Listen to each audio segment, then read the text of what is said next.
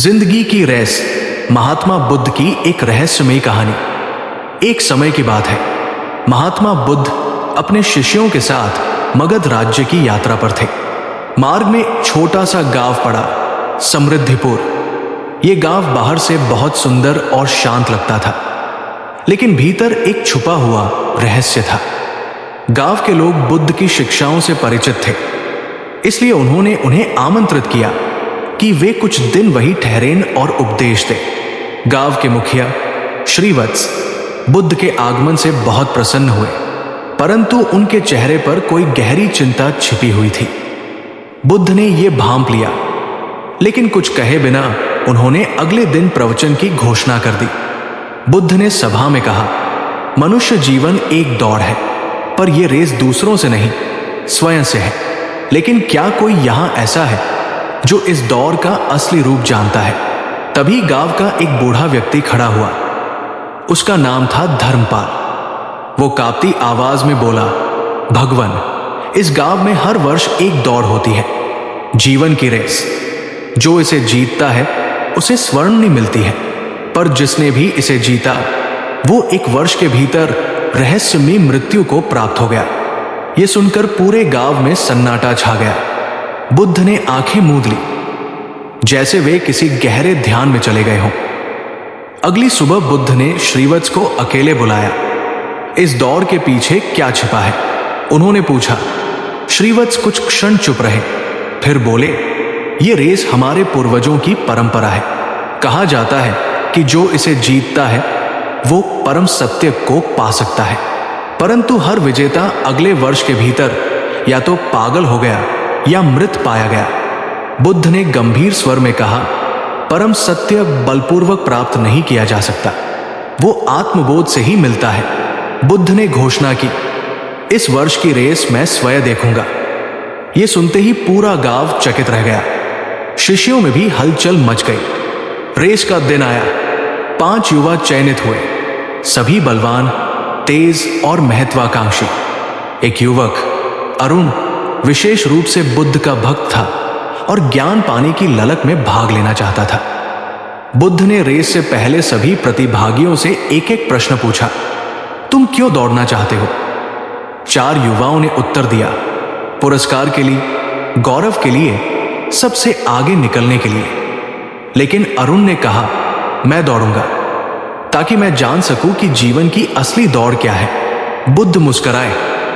उन्होंने सभी को रेस के प्रारंभ बिंदु पर खड़ा किया। रेस शुरू हुई, लेकिन रेस का मार्ग जंगलों, झीलों और अंधेरी गुफाओं से होता हुआ अज्ञात शिला नामक स्थान पर जाता था, जहां से पहले कोई लौटकर नहीं आया था। दिनें ढल गया, रात हो गई, पर कोई प्रतिभागी नहीं लौटा। गांव में बेचैनी फैल गई। लोगों ने आशंका जताई कि फिर कोई अनहोनी हुई है। अगली सुबह सिर्फ एक युवक लौटा, अरुण। उसके वस्त्र फटे हुए थे, शरीर थका हुआ, पर चेहरा शांत था।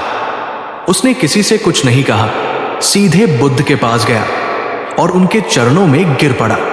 बुद्ध ने उससे पूछा, क्या तुम जीत कर आए हो? अरुण बोला, मैं रेस पूरी कर नहीं पाया। एक स्थान पर मुझे एक वृद्ध मिला जो गुफा के द्वार पर बैठा था। उसने कहा, यदि तुम ये द्वार पार करोगे तो सब कुछ भूल जाओगे, अपने नाम, उद्देश्य और चेतना तक। मैं रुक गया। वहां बैठकर मैंने ध्यान किया और तभी मुझे जीवन की सच्ची रेस का बोध हुआ। बुद्ध बोले, यही वो बोध है जिसे जीतना ही सच्ची विजय है। बुद्ध ने सभा में घोषणा की, जीवन की दौड़ में जो सबसे तेज भागता है वो नहीं जीतता।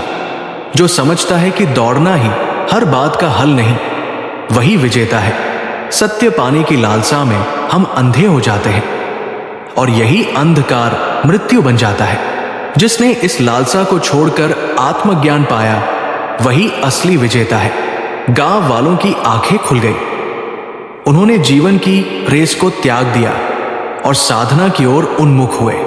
जिंदगी की रेस वो दौड़ नहीं जिसमें हम दूसरों को पछाड़ते हैं, बल्कि वह यात्रा है जिसमें हम स्वयं को पहचानते हैं। महात्मा बुद्ध ने यह सिखाया कि जीवन की सबसे बड़ी जीत बाह्य नहीं, अंतर्मुखी होती है। दोस्तों, वीडियो को लाइक भी करते चले। जब अरुण ने अपने अनुभव की बात कही तो लोगों के मन में प्रश्न उठा। बाकी 4 प्रतिभागी कहा गए, क्या वे भी वृद्ध की चेतावनी को नजरअंदाज कर आगे बढ़े थे? गांव के कुछ युवाओं ने बुद्ध की अनुमति से उस मार्ग पर जाने का निश्चय किया। बुद्ध बोले, यदि जाओ तो उस लालसा के साथ मत जाना जो तुम्हें अंधा बना दे। जाओ केवल सत्य की खोज में। वे युवक गुफा तक पहुंचे। वहां उन्हें गुफा के द्वार पर वही वृद्ध मिला जिसे अरुण ने देखा था। लेकिन इस बार वृद्ध ने कहा, मैं समय का प्रतीक हूं। जो मुझे पार करने का प्रयास करता है वो खो जाता है, जो मुझे समझता है वो मुक्त होता है। युवकों ने गुफा में प्रवेश नहीं किया, लेकिन उन्हें एक पेड़ के नीचे 4 ध्वस्त जूते और कुछ कपड़े मिले, चारों प्रतिभागियों के चिन्ह। जब वे लौटे, पूरा गांव स्तब्ध रह गया। यह अब स्पष्ट था कि जो गुफा के भीतर गया वो भौतिक रूप से लौट नहीं पाया। लेकिन क्यों? अरुण अब दिन रात ध्यान में मग्न रहता। बुद्ध मुस्कुराते, लेकिन उसे देखकर कभी कभी मौन हो जाते, मानो उसके भीतर कुछ और भी देख रहे हों। एक दिन बुद्ध ने अरुण को अकेले बुलाया और कहा, क्या तुम जानना चाहते हो कि उस गुफा में क्या है? अरुण ने सिर झुका लिया। हां, पर अब मैं वहां जाना नहीं चाहता। मुझे लगता है मैं वही खोज चुका हूं जो खोजने गया था। बुद्ध ने गहरी दृष्टि से उसकी ओर देखा। यदि तुम अभी भी जानना चाहते हो तो कल सुबह मेरे साथ चलना। सुबह सुबह बुद्ध, अरुण और 2 अन्य शिष्य गुफा की ओर चल पड़े। गांव के लोग आश्चर्यचकित थे। बुद्ध स्वयं उस स्थान पर जा रहे थे जहां से कोई जीवित नहीं लौटा था। जब वे वहां पहुंचे तो वृद्ध पहले से वहां मौजूद था। उसने बुद्ध को देखकर प्रणाम किया और कहा, भगवान, आप जानते हैं कि ये द्वार केवल उन लोगों के लिए है जो आत्मबोध की अंतिम परीक्षा देने आते हैं। बुद्ध ने अरुण की ओर देखा। अब तुम्हारा समय है। अरुण ने वृद्ध की आंखों में देखा। उनमें कोई भय नहीं था, केवल शांति। उसने गुफा में प्रवेश किया। गुफा के भीतर अरुण को अंधकार मिला, लेकिन कुछ कदम बाद उजाले की एक किरण आई। एक विशाल दर्पण उसके सामने था। दर्पण में उसने स्वयं को देखा, लेकिन यह उसका भौतिक रूप नहीं था। यह उसकी इच्छाएं थी, उसका क्रोध, उसका लोभ, उसका अहंकार, सब कुछ चित्र की तरह सामने था। तभी एक स्वर गूंजा, यदि तुम ये स्वीकार कर लो कि तुम वही हो जो तुम्हारे कर्मों ने तुम्हें बनाया है और उनसे ऊपर उठो तो तुम जन्म मरण के चक्र से मुक्त हो सकते हो। अरुण ने आंखें बंद कर ली और एक गहन प्रकाश में विलीन हो गया। गांव में 3 दिन बाद बुद्ध और उनके साथ गए शिष्य लौटे, पर अरुण साथ नहीं था। लोगों ने पूछा, क्या वह भी नहीं लौटा? बुद्ध बोले, वो लौटा है, पर तुम्हारे बीच नहीं। उसने वह पा लिया जो जीवन की रेस का अंतिम लक्ष्य है, निर्वाण। उसका शरीर नहीं, पर उसकी चेतना अब मुक्त है। तभी गांव के एक बच्चे ने कहा, मैंने कल रात एक प्रकाश देखा जो आकाश से उतरकर पीपल वृक्ष के नीचे चला गया। बुद्ध मुस्कुराए। हां, वही अरुण था। अब वो प्रकृति का हिस्सा बन चुका है। बुद्ध ने गांव में प्रवचन दिया, जीवन की दौड़ न तो तेज दौड़ने से जीती जाती है, नहीं दूसरों को पछाड़ने से। वो तब जीती जाती है जब हम भीतर की गहराई में उतरते हैं, अपने ही प्रतिबिंब को पहचानते हैं और उससे मुक्त होते हैं। गांव वालों ने जीवन की रेस की प्रतियोगिता बंद कर दी। उसकी जगह हर वर्ष ध्यान महोत्सव मनाया जाने लगा, जहां लोग दौड़ने नहीं, ठहरने आते। जो स्वयं को जान गया वो दौड़ में सबसे पीछे रहकर भी विजेता है। जो जीतने की चाह में स्वयं को खो दे वो सबसे बड़ा हारने वाला है।